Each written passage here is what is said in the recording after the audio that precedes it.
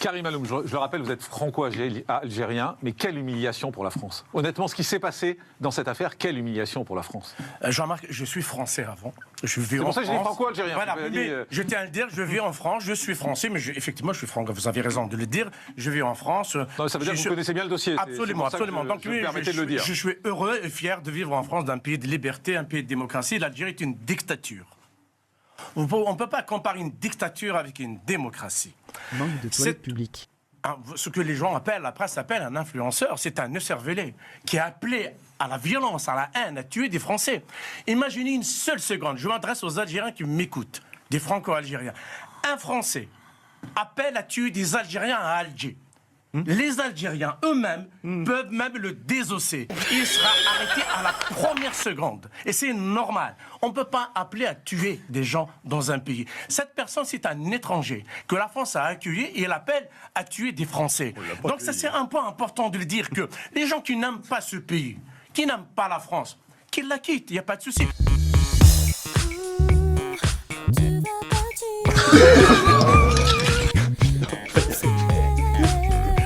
J'adore la France, j'aime la France. La France m'a accueilli au moment où j'ai échappé à des attentats à Alger. C'est le pays ce pays qui m'a accueilli. Quand je parle, je suis toujours ému. Ceux qui n'aiment pas ce pays, qui appellent à tuer des Français, ils n'ont qu'à rentrer en Algérie. Même l'Algérie ne veut pas d'eux.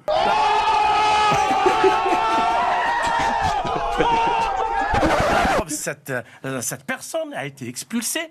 Même son pays d'origine, même il n'est pas français, c'est un Algérien, ne l'a pas reçu, ne l'a pas accepté, ils l'ont renvoyé.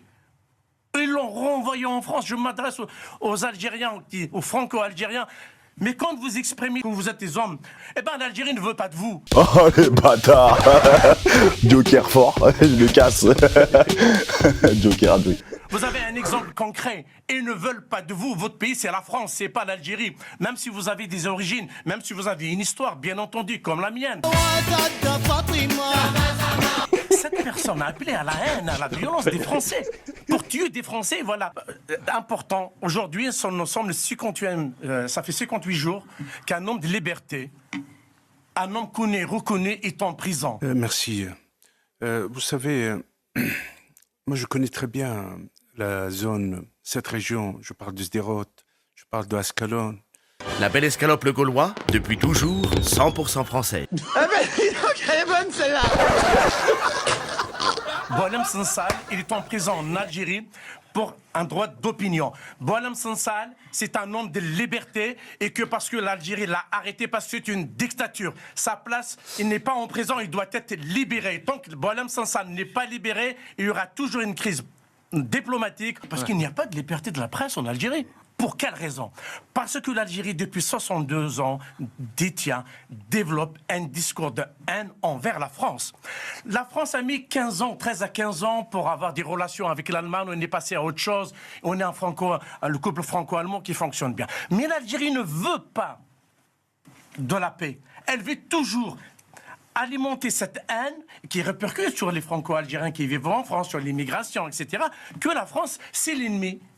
Mais justement, quand on entend ce discours à la télé, parce que parce que ça leur permet de terminer mon idée. Non, mais justement, je suis dessus. Laurent Tessier l'a bien montré, c'est-à-dire que quand on entend ce discours en permanence sur la France, c'est des racistes, la France nous aime pas, la France nous a tués, la France nous a colonisés, il ne peut pas y avoir d'histoire d'amour entre la France et l'Algérie avec ce discours. Il ne peut pas y avoir une histoire d'amour entre les gens qui vous parlent de haine, de violence, et les gens qui veulent développer une coopération. Bon. Je pense que cette crise qui est entre l'Algérie et la France ne date déjà depuis 62 ans. C'est pas quelque chose de... Pour quelle raison? Parce que pour des politiques intérieures, le pouvoir algérien alimente cette haine, le colonialisme, les morts, etc.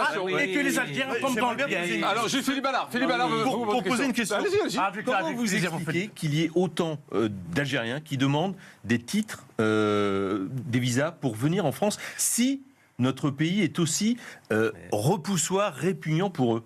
Parce que les Algériens, ils vivent dans des conditions difficiles. Il n'y a pas de démocratie, il n'y a pas de boulot. Ils vivent des conditions difficiles. Donc ils espèrent y aller en Europe, particulièrement, et venir en France à cause de l'histoire. C'est le rêve européen. Le rêve européen, tout simplement. Mais tout simplement, quand la question d'immigration, c'est important. Tous ces gens-là qui arrivent, il faut un certain moment qu'on dise les choses. Il y a des gens qui arrivent, effectivement, ils nous aiment, ils nous adorent, ils aiment la France, ils aiment la langue française, mais une bonne partie, ils nous détestent aussi. Ils détestent nos libertés, ils détestent notre démocratie, ils détestent nos femmes, ils détestent nos valeurs. Ils veulent venir. Et ils veulent venir en Tout le problème est là, ils n'ont pas à venir. Ils n'ont pas à venir. Il faut le dire. Mais pourquoi ils veulent venir? Pourquoi ils veulent venir s'ils nous détestent? C'est là où on a du mal à comprendre. La CAF, vous ne savez pas si vous avez droit à une aide? Allez dans Simuler ou demander une prestation pour estimer le montant de vos droits au RSA.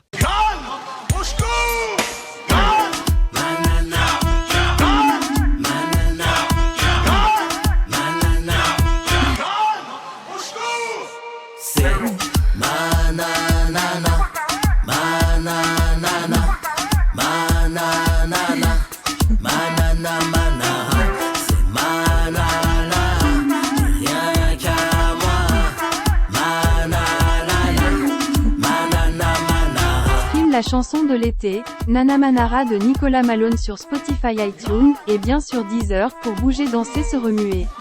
L'été sera chaud avec Nana Manara.